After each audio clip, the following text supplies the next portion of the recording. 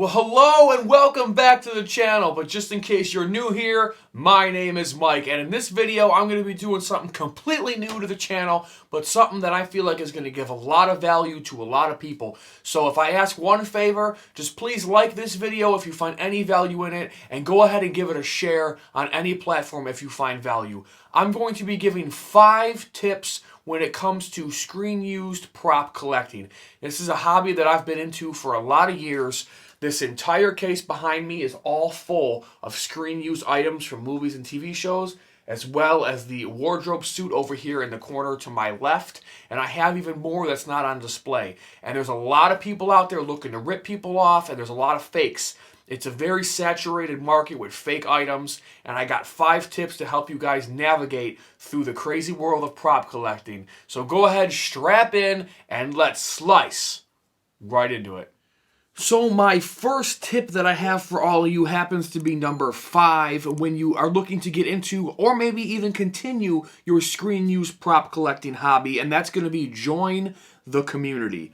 Now, what I mean by this is real simple. I'm talking Reddit, I'm talking Facebook, I'm talking YouTube channels, I'm talking anything. Go and find a community, a place, a group where everyone in this hobby, they collect and they gather together. Because there's nothing better than being surrounded by other passionate people that are doing the same thing you are. And not only is it great to geek out and share your passion with each other, but it's also a great place you can buy, you can sell, or you can trade your props amongst one another. And maybe you got a holy grail that they want and they have a holy grail you want, and you can make deals and stuff like that. It's a great place. Some of my props that I actually have in this case next to me, it came from groups. You know, I saw someone posted it, and then you start DMing each other and you go from there. But I think the biggest value to be had with joining a community is you can also help each other, right? There is people out there that have much more experience in this hobby than you do or I do, and it has saved my ass twice from almost buying fake props. So what you can do is, hey guys, I'm interested in this piece right here. It's being sold by so-and-so. What do you guys think? Is this person reputable? Have you heard of this person? And you will get people that have been in this for decades. They can help you and they can steer you in the right direction, or they can tell you, hold up, if something sounds fishy. And it's just a great way to help you make sure you're not getting ripped off out of hundreds or even thousands of dollars when you get into this hobby. It's a great place to go. Find a community, bunch together, help each other out, and I'm telling you, it's really going to save your heart and your wallet in the long run. I can guarantee you that. The number 4 tip I have for you guys when it comes to the screen use prop collecting hobby is going to be ask questions. And you're thinking to yourself, yeah, no shit, Mike, I know that. You did a whole YouTube video telling me to ask questions? Dude, come on, get with it. But hear me out. I'm not going to fluff this video with a bunch of filler. I actually made this little graph, as you can see here, just 4 basic questions to kind of get your foot in the door. If you're looking to purchase a screen use item, I would recommend asking not just these 4 questions, but even more so. But this is a good starting baseline questions to ask when interested in buying a screen used prop. So one question I always ask is this piece screen used or is it a prop replica? And I put if not specified because most of the time they will specify if it is a screen used item or production used, or if it's just some prop replica that somebody made and it's made to look like the prop but it's not the real thing.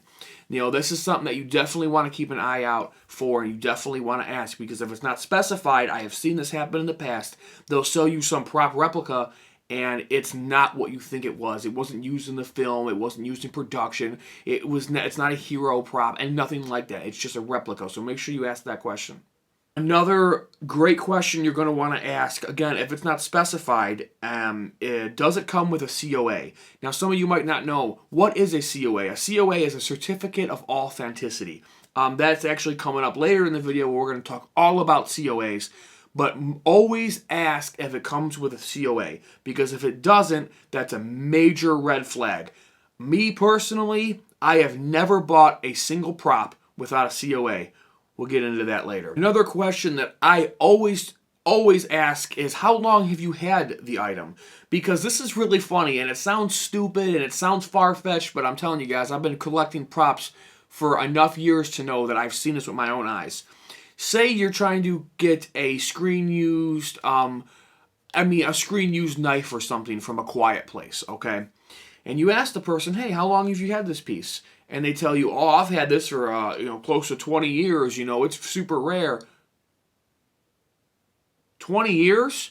The movie hasn't even been out for 20 years.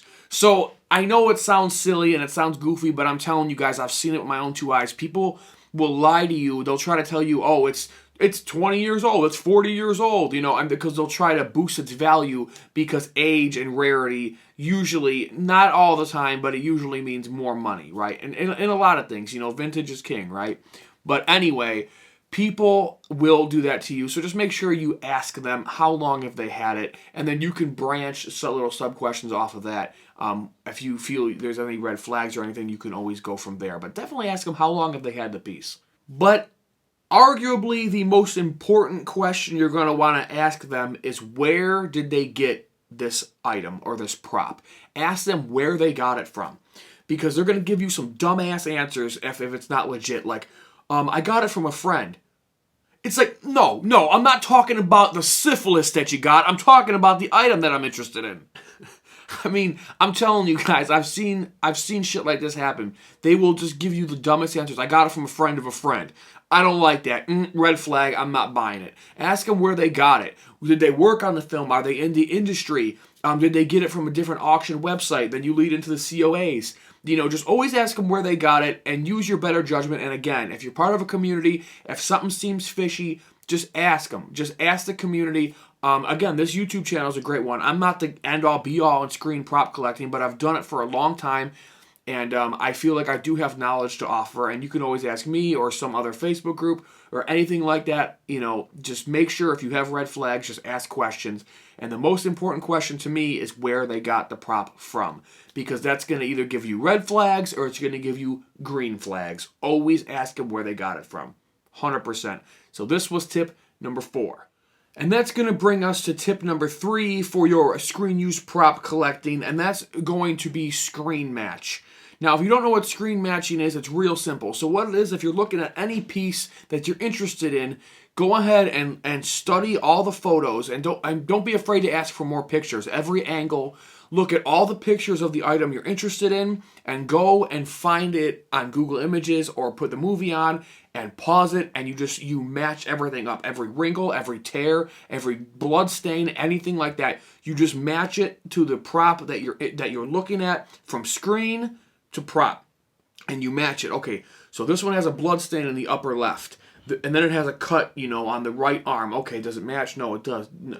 Now, one thing you got to remember, though, in movies, there is multiples of wardrobes and props. There's multiples of everything. So if you can narrow it down, for instance, like, hey, what scene was this used in? Or what episode was this in, if it's from a TV show? So to give you guys some reference here from one of my screen-used items that I own, this is a wardrobe from the Hannibal television series. I got it side-by-side on the screen right here, right now. You can see exactly, I was screen matching this before I purchased it.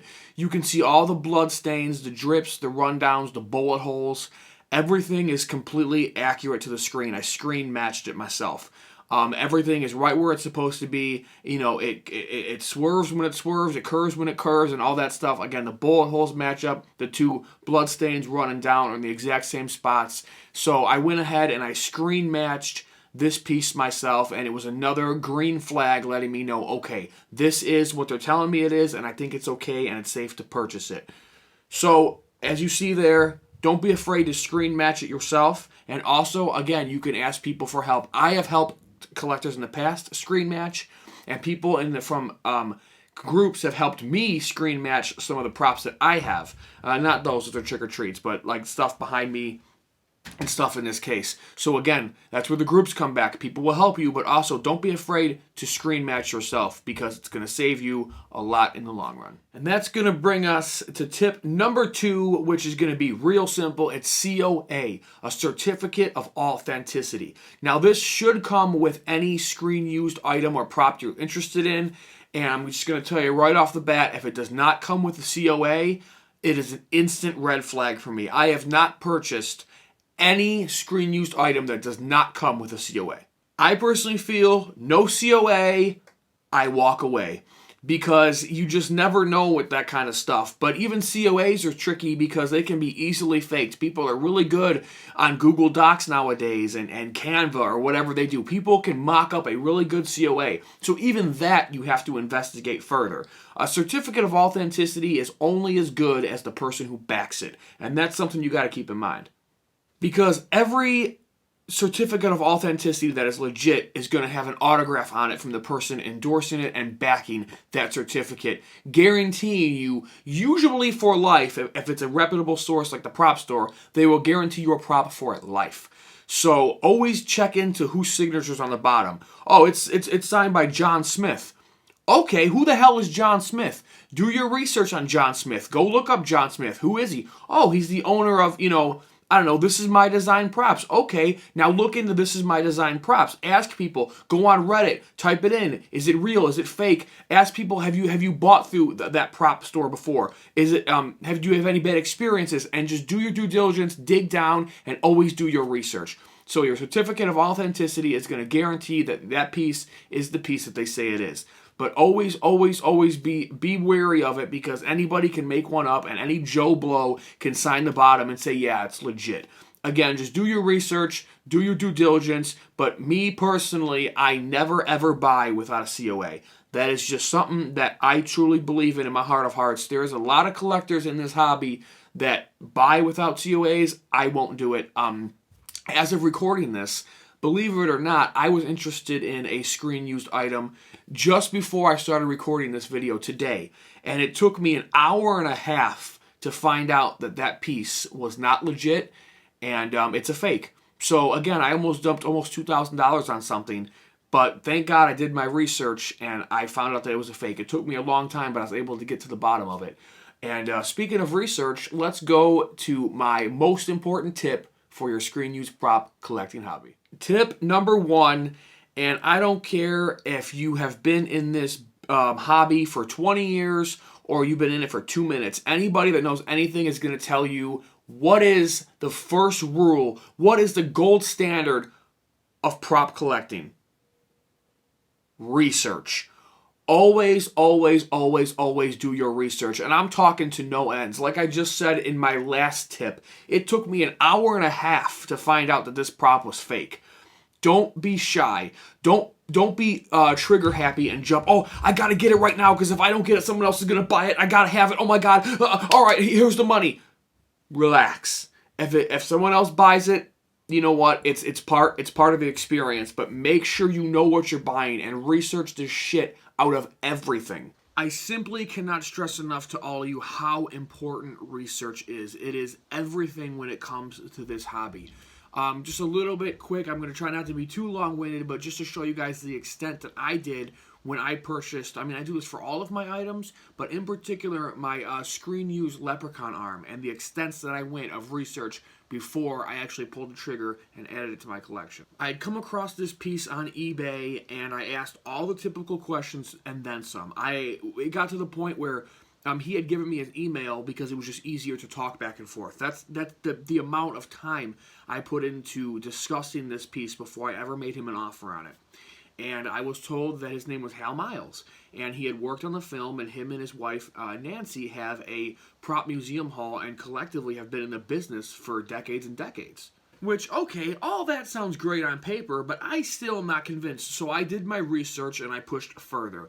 And pretty quickly, sure enough, I found the Nancy and Miles Hall collection. They had a website, they got a prop museum, and collectively they've been in business. It was for 60 or 70 years or something between the two of them, or 90 years. It was some crazy amount of decades that they've been in the movie biz together as a couple. So that was cool. But again, I continued my research even further. Okay, first of all, how do I know I'm even talking to Hal Miles? And who the hell is Hal Miles? Because I didn't know the name. So I continued my research further. First of all, I started to research specifically Hal Miles. How do I know he even worked on this movie? So what I did was I did everything from looking at the back of the Leprechaun 4 box, the Info Movie database pages, every interview I could find on the film, any audio commentaries, anything I could find about Leprechaun 4. and I wanted to know specifically about the special effects and who the team was.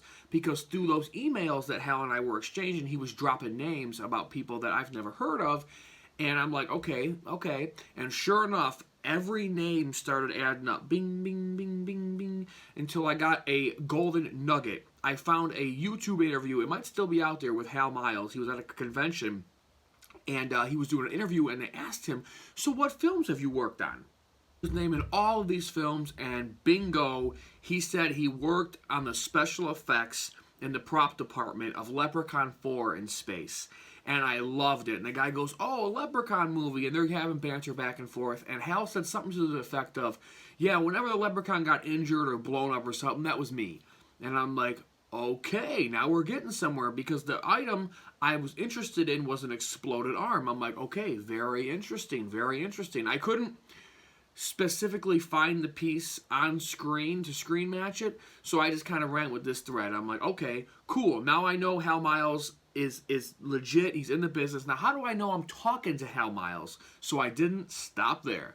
I asked him if he could sign the certificate of authenticity, which was included. I asked him, could you sign it and send me a picture of it, because I want to show my wife and I'm really excited.